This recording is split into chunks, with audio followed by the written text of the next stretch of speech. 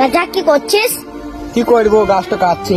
কিনু বকে না গাছে কিছু ফল টল দেয় না। গাছ কাটি নাস, একদিন না একদিন ঠিক ফল দিবে।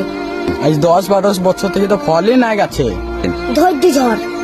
আমরা যখন ছোট ছিলাম আমার বাবা মা দুধ খাইয়ে খাবার খাইয়ে মানুষ করেছে, সেরকম গাছকে ছোট থেকে মানুষ করতে হবে, তবে তো গাছে ফল দিবে। রাজা ঠিকঠাক গাছের জন্য করিস, কি জন্য রে? গাছে পানি দিস। তা তো দিই না ভাই। গাছ কি করে ফল দিবে? গাছে তো পানি দিতে হবে। আল্লাহ আমাকে দুনিয়াতে পাঠিয়েছে, সেরকম গাছকেও। সবকিছু আল্লাহর হাতে। আজ থেকে তুই গাছের জন্নত কর, ঠিক ফল দিবে। ভাই আমি বুঝতাম না, তো ঠিকই বলেছিস। সবকিছু আল্লাহর হাতে। আল্লাহ যতদিন আমাকে বাঁচিয়ে রাখবে, জীবন আর গাছ আমি কাটবো না।